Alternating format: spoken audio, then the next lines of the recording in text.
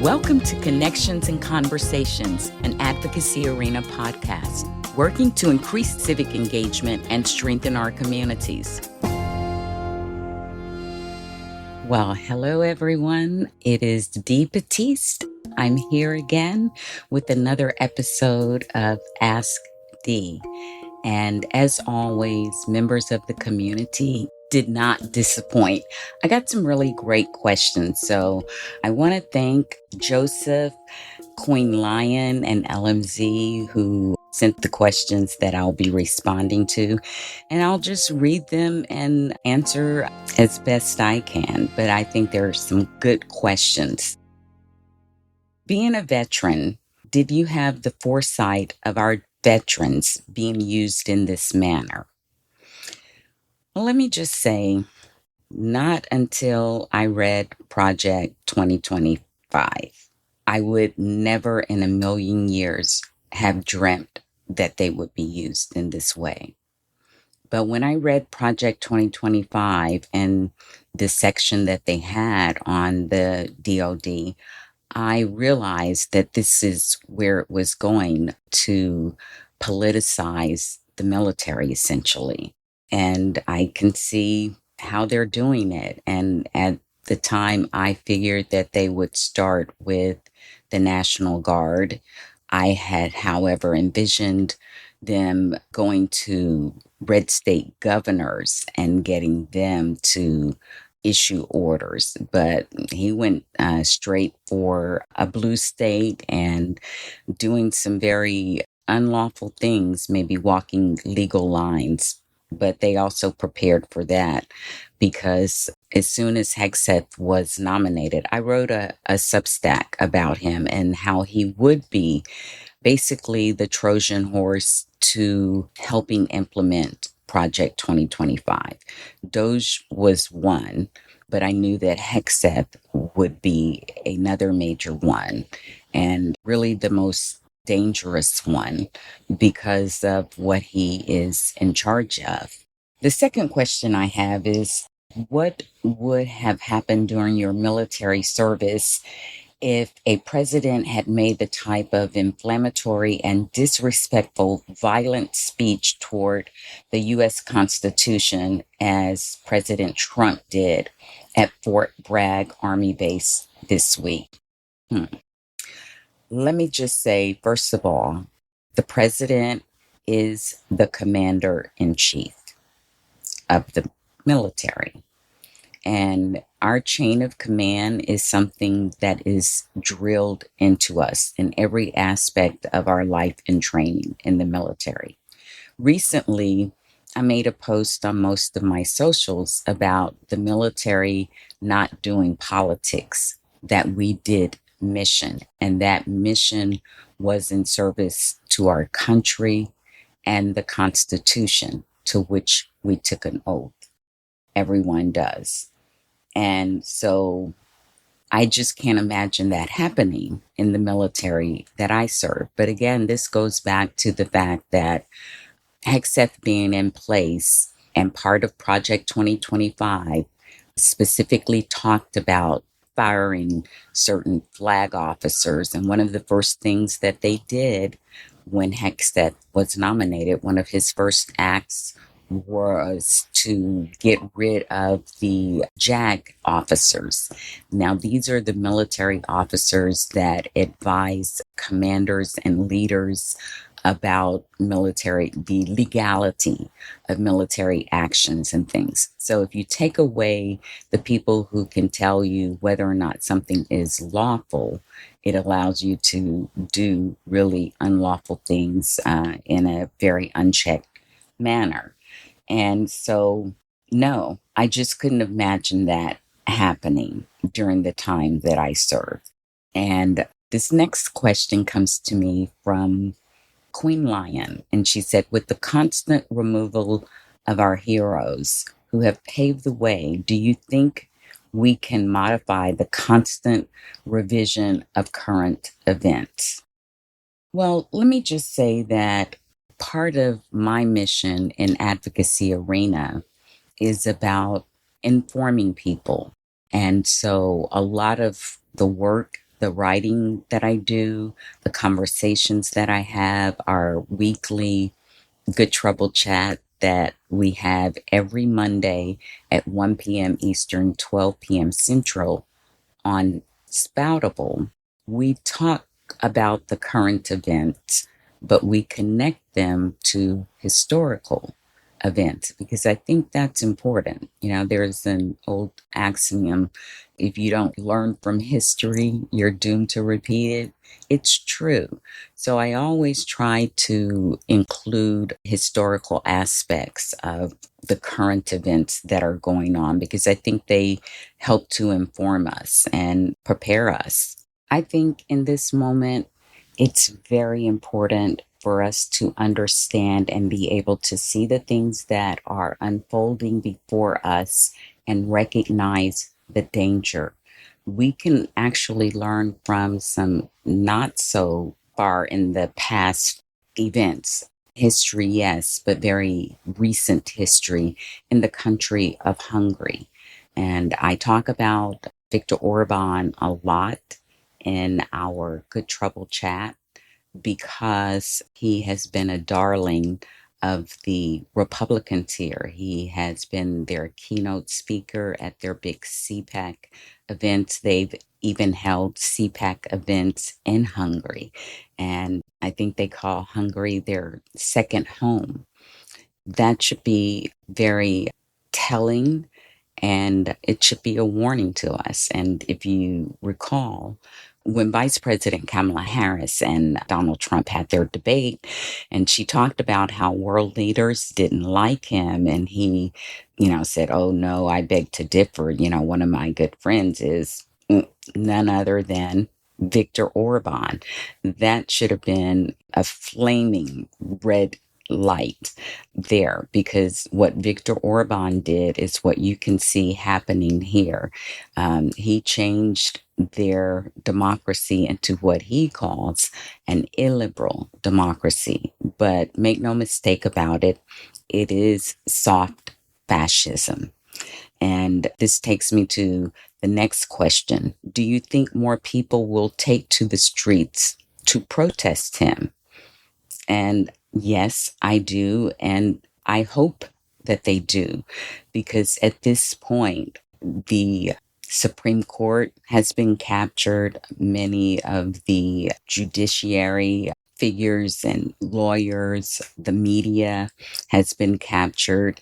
The educational institutions are being whittled away at. And so, really, all that remains is us, we, the people.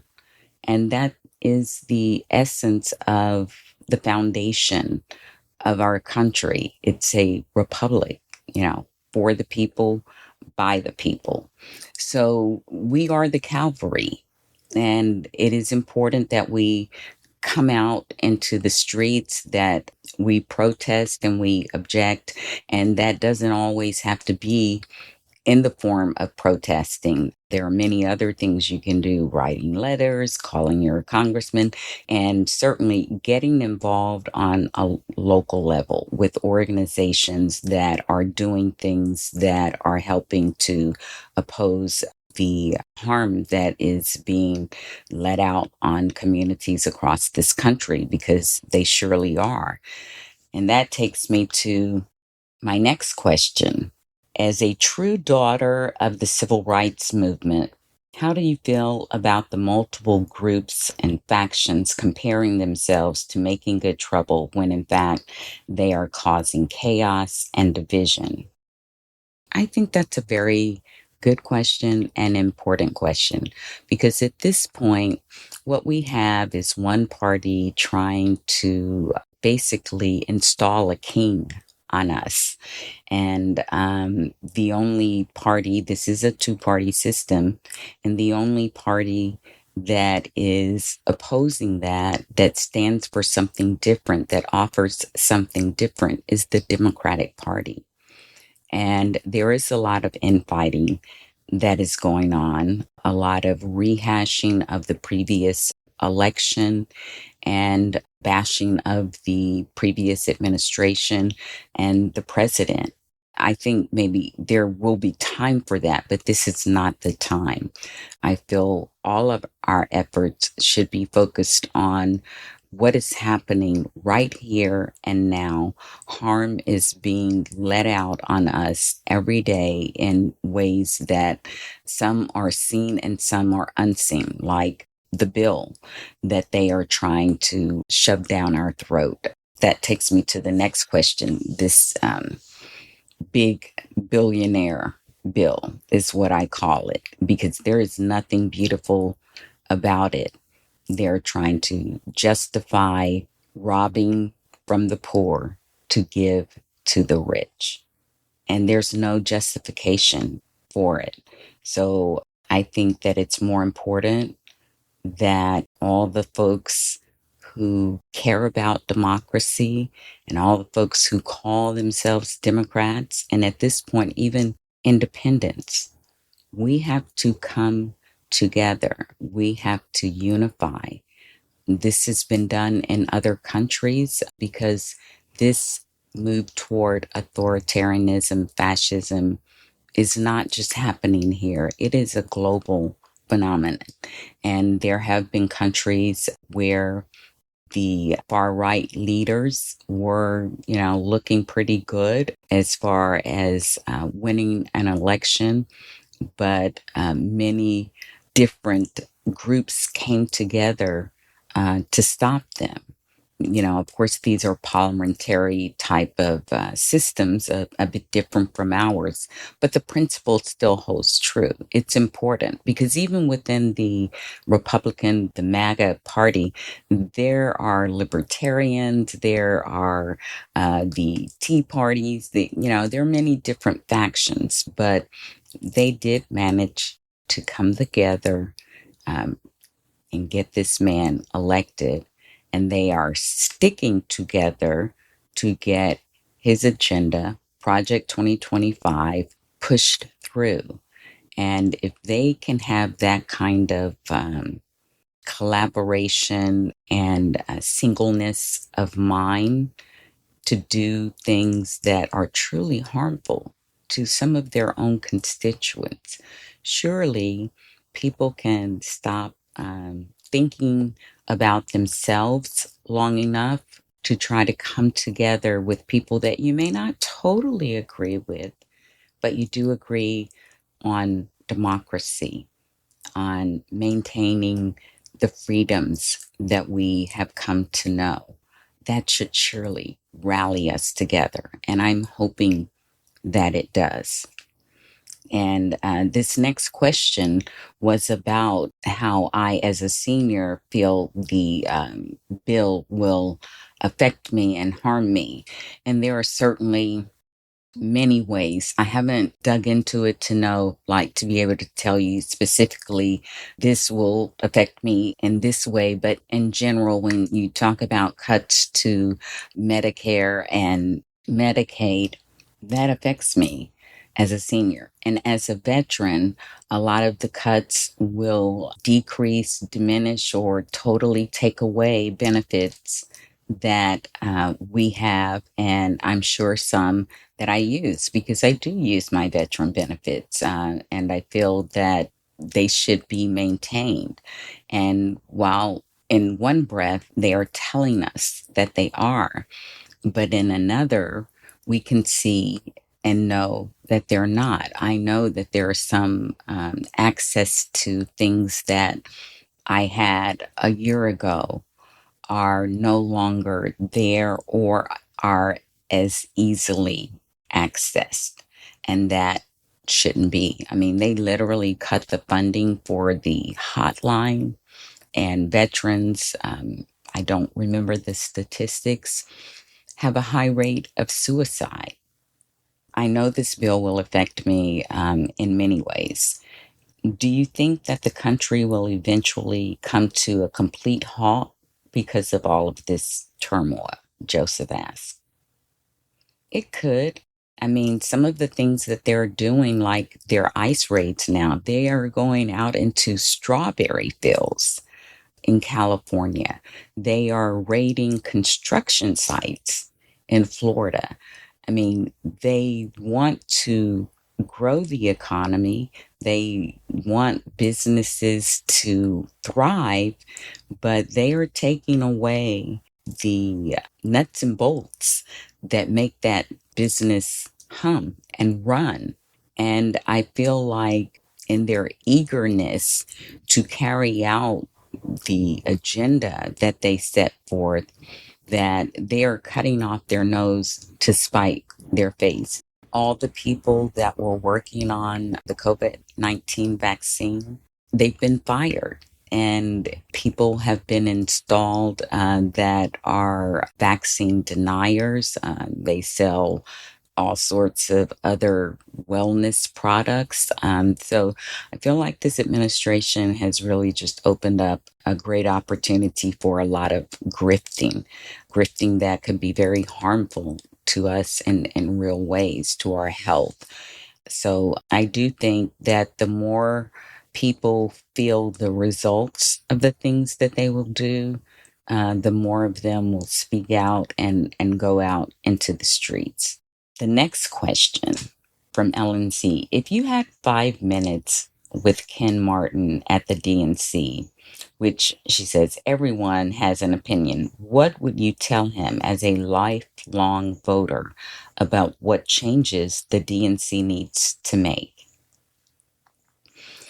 Well, of course, this is just my opinion, and someone who really cares about our democracy and knows that the Democratic Party is the only party that is really pushing that and has a track record for preserving it and expanding it.